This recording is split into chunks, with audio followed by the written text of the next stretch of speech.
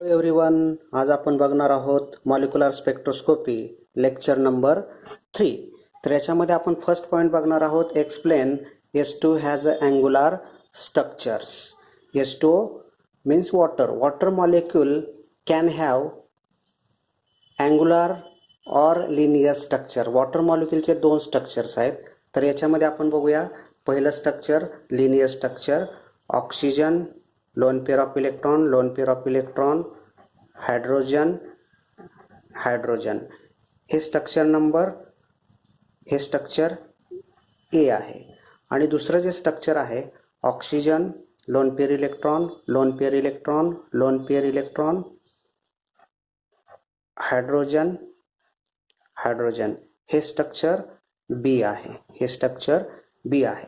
तर या स्ट्रक्चरमध्ये आपण यांच्या बॉन्ड मुवमेंट दाखवूया. बॉन्ड मुवमेंट दाखवताना याच्यामध्ये आपल्याला हा पॉझिटिव्हली चार्जड हायड्रोजन हा पॉझिटिव्ह चार्ज आहे, डेल्टा पॉझिटिव्ह चार्ज, ऑक्सिजन हा delta negative.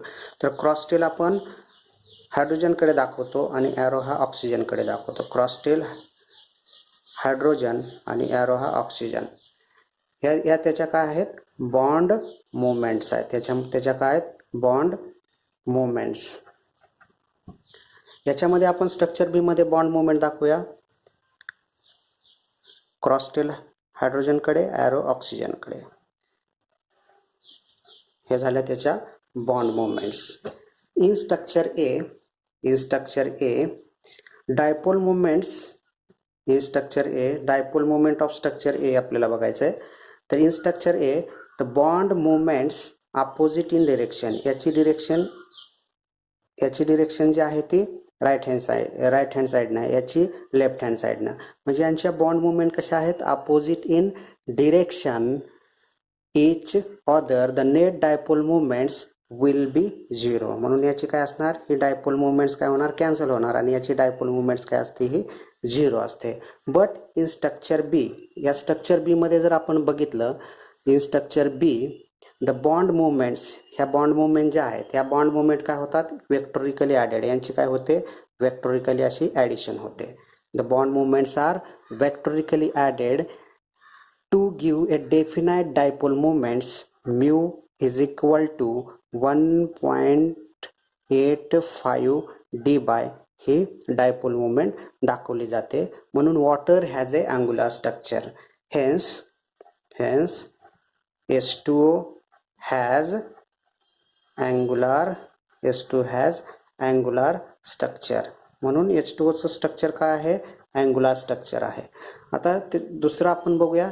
Explain CO2 has a linear structure and SO2 has a angular structure.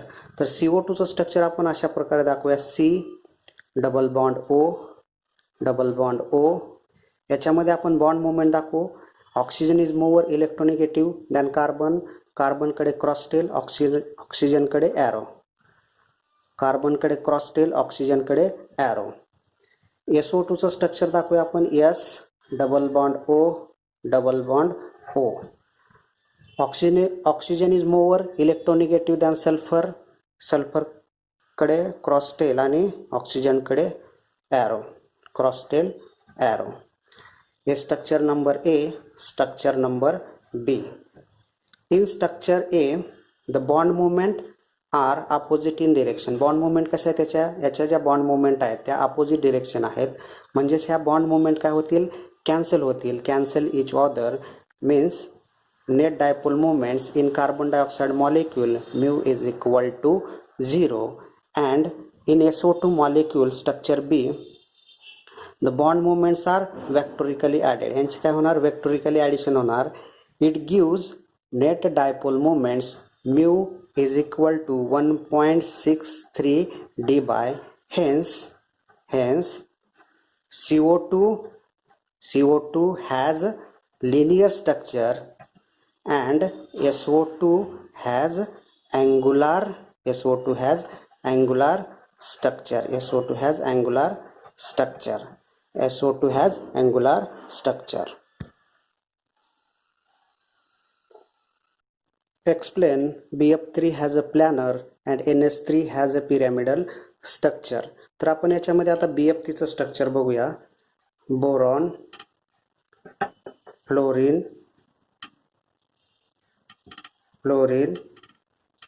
या ठिकाणी fluorine. Bond movements, fluorine is more electronegative than boron.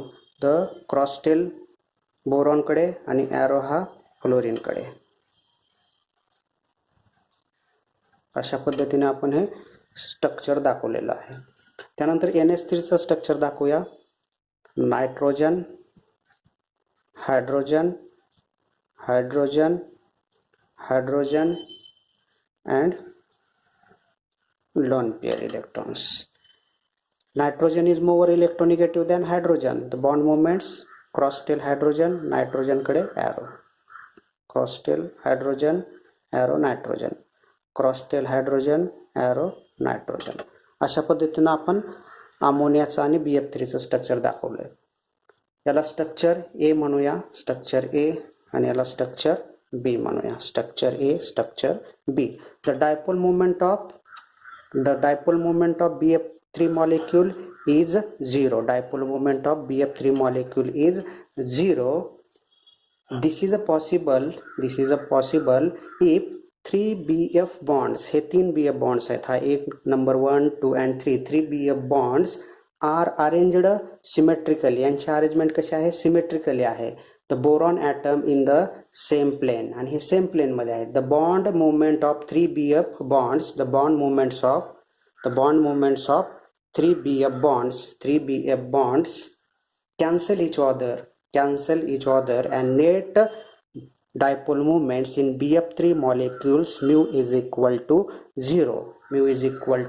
In ammonia molecule NH3 has a dipole moments mu is equal to 1.47 d by the 3H atoms 1 2 3H atoms lie in plane, हे plain मध्ये आहेत.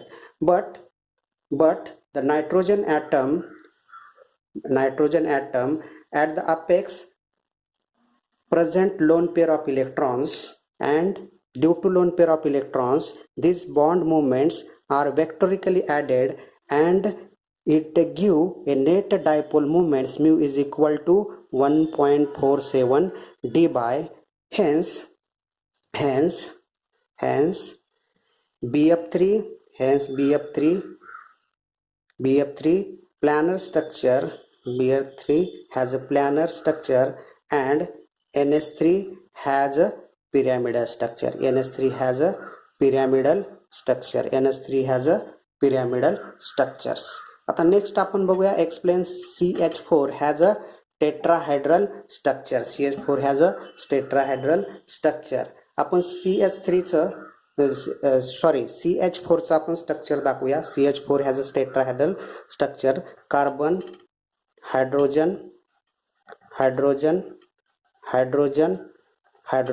हे CH4चं structure आहे. तर याच्यामधल्या bond movement दाखवूया आपण. Carbon is more electronegative than hydrogen. Cross tail हायड्रोजनकडे, ॲरो कार्बनकडे. Cross tail hydrogen, arrow carbon. Cross tail hydrogen, arrow carbon. Cross tail hydrogen, arrow carbon. यामधील बॉन्ड अँगल किती असतो? 109.5 मिनिट एवढा असतो, आणि या ठिकाणचा बॉन्ड अँगल हा 70.5 मिनिट एवढा असतो. CH4 has a 0 dipole moments. Actually CH4चा डायपोल मोमेंट हा 0 आहे, but each CH bond possess a dipole moments. पण याच्यामधला प्रत्येक CH bond possess a dipole moments 0.4 d by. परंतु याच्यातला प्रत्येक CH बॉन्ड काय दाखवतो? Dipole moments. तो किती दाखवतो? 0.4 d by. This can be explained only the molecule has a symmetrical tetrahedral structure. moleculeचं स्ट्रक्चर कसं आहे? symmetrical tetrahedral structure, and bond in pyramidal CH3 group contribute one third dipole moments. Each CH bond contribute 1/3 dipole moments to the net dipole moments in A CH4 molecule mu is equal to 0.4 d by 0.4 d by 0.4 dy. Dipole moment in cis and trans isomers. The cis isomers shows dipole moments but trans isomer does not show dipole moments. तर आपण एक example घेऊन ते बघूया आपण. For example डायक्लोरोइथायलिन CH2Cl2 डायक्लोरोइथायलिनचा आपण structure घेऊया. डायक्लोरोइथायलिनचा आपण सी एक स्ट्रक्चर घेऊया. C double bond C Cl Cl H H. हे दोन क्लोरीन ॲटम्स हे डबल बॉन्डच्या सेम साईडला आहेत. म्हणजे स्ट्रक्चर काय होईल? सिस डायक्लोरोइथायलिन. सिस डायक्लोरोइथायलिन. त्यानंतर दुसरं स्ट्रक्चर लिहूया. C double bond C chlorine chlorine. हे दोन क्लोरीन कसे आहेत? डबल बॉन्डच्या डिफरंट साईडला आहेत. म्हणजे हे काय स्ट्रक्चर होईल? ट्रान्स या ठिकाणी हायड्रोजन या ठिकाणी hydrogen. Trans dichloroethylene dichloroethylene trans dichloroethylene. In cis dichloroethylene याच्यामध्ये आपण बॉन्ड मुवमेंट दाखवूया. Chlorine is more electronegative than carbon. Cross tail हा कार्बनकडे आणि ॲरो हा क्लोरीनकडे. क्रॉसटेल हा कार्बनकडे आणि ॲरो हा क्लोरीनकडे. CH in CH carbon is more electronegative than hydrogen. Cross tail hydrogen कार्बनकडे ॲरो. Cross tail hydrogen arrow कार्बनकडे.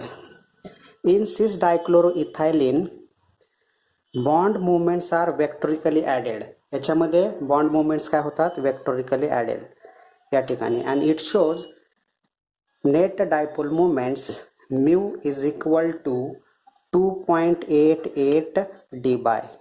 ही डायपोल मुवमेंट दाखवले जाते. But in trans dichloroethylene the bond movement आपण दाखवूया. Chlorine is more इलेक्ट्रोनिगेटिव्ह arrow cross tail arrow cross tail. Carbon is more electronegative than hydrogen या ठिकाणी arrow या ठिकाणी cross tail cross tail arrow. In trans dichloroethylene bond movements are opposite in directions, so cancel each other. Then it will be dipole moments mu is equal to 0. Hence dipole moment in cis and trans isomers. Cis isomer shows dipole moments and trans isomer does not show dipole moments. Next point बघूया आपण. Dipole moment in ortho meta and para substituted dichlorobenzene. आपल्याला डायक्लोरोबेन्झिनचं structure माहीत आहे. डायक्लोरोबेन्झिन हा जो आहे तो आर्थो सबस्टिट्युटेड. हा सेकंड जो आहे तो मेटा सबस्टिट्युटेड डायक्लोरोबेन्झिन आणि हा थर्ड जो आहे तो पॅरा सबस्टिट्युटेड डायक्लोरोबेन्झिन. मेटा आणि पॅरा सबस्टिट्युटेड डायक्लोरोबेन्झिन याच्यामधला बॉन्ड अँगल किती असतो? Bond angle 60 degree. याच्यामधला बॉन्ड अँगल 120 डिग्री आणि याच्यामधला बॉन्ड अँगल हा असतो 180 डिग्री. तर याच्या अगोदर आपण डेरिव्हेशन बघितलेलं आहे. तर dipole moment in ortho substituted dichlorobenzene mu is equal to 2.5920 Debye एवढी असते. त्यानंतर मेटा सबस्टिट्युटेड डायक्लोरोबेन्झिनमधील dipole moments mu is equal to 1.5 Debye एवढी असते. आणि पॅरा सबस्टिट्युटेड डायक्लोरोबेन्झिनमधील dipole moment mu is equal to 0 असते. कारण का याच्यामधल्या ज्या बॉन्ड मुवमेंट्स आहेत त्या अपोजिट डिरेक्शनने आहेत. त्यामुळे काय होतील? कॅन्सल होतील. त्यामुळे याच्यामधली डायपोल मुवमेंट्स काय असते?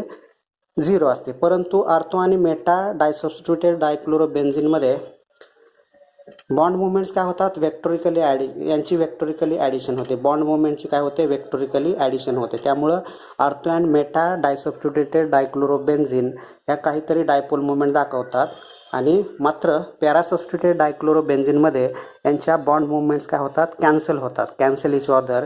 It does not show any dipole movements. Mu is equal to 0. Hence ortho substituted dichlorobenzene more dipole moments than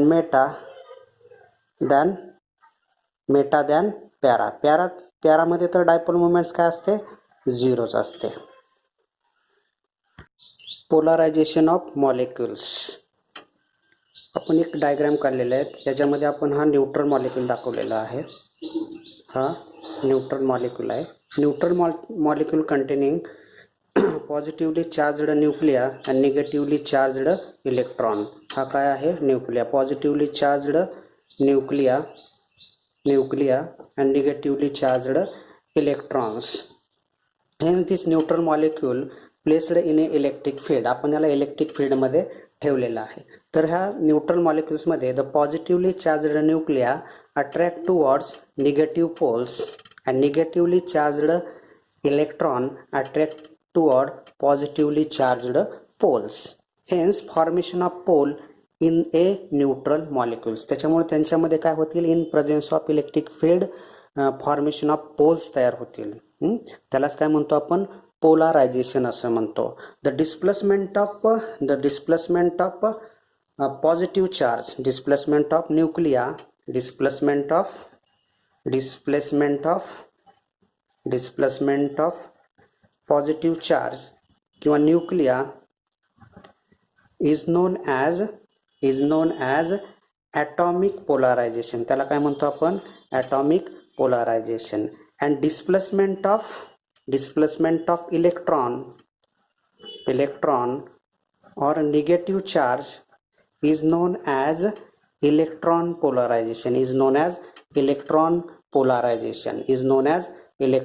polarisation. Hence the distortion polarization PD is equal to atomic polarization plus electronic polarization. Distortion polarization is equal to atomic polarization plus electronic polarization. PD means distortion polarization, PA means atomic polarization, and PE means electronic polarizations. The electric field apply is responsible for, हे जो आपण electric field apply केलेला आहे हा responsible for induced polarization and resulting dipole moment is called mu is equal to alpha into E, and mu is equal to induced dipole moment. Mu is equal to induced dipole moments. Alpha is equal to polarizability constant,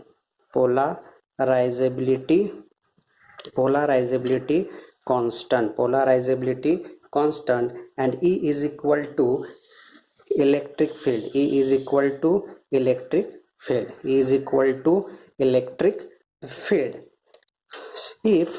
If molecule placed in absence of electric field, समजा हा negative pole आहे, हा positive pole आहे, negative pole आहे आणि हा positive pole आहे, आणि in absence of electric field, म्हणजे इलेक्ट्रिक फील्ड नाही, आता या ठिकाणी फक्त absence of electric field molecule याच्यामध्ये ठेवला तर मॉलिक्यूल्स काय होतील, मॉलिक्यूलमध्ये काय होईल, फक्त काय होईल, याच्यामध्ये पॉझिटिव्हली चार्ज हा निगेटिव्ह पोलकडे जाईल आणि निगेटिव्ह चार्ज इलेक्ट्रॉन हा पॉझिटिव्ह पोलकडे जाईल. अशा प्रकारे याच्यामध्ये फक्त काय होईल, याच्यामध्ये ओरिएंटेशन होईल. याच्यामध्ये काय, molecules are oriented due to thermal effect is known as orientation polarisation.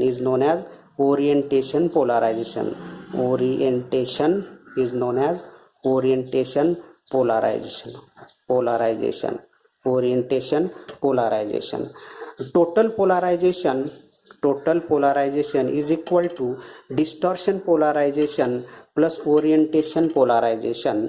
Therefore distortion polarization म्हणजेच atomic polarization plus electronic polarization plus orientation polarization, म्हणजे total polarization is equal to atomic polarization plus electronic polarization plus orientation polarization. Orientation polarizations. The total polarization, जो total polarization आहे, total polarization PT with dielectric substance, जर हे dielectric substance सोबत असेल, dielectric substance, it is denoted by D.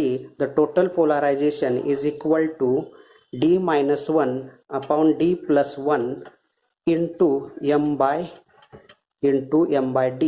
D म्हणजे काय असणार, dielectric substance. D म्हणजे काय असणार आहे, density of substance. D means density of substance.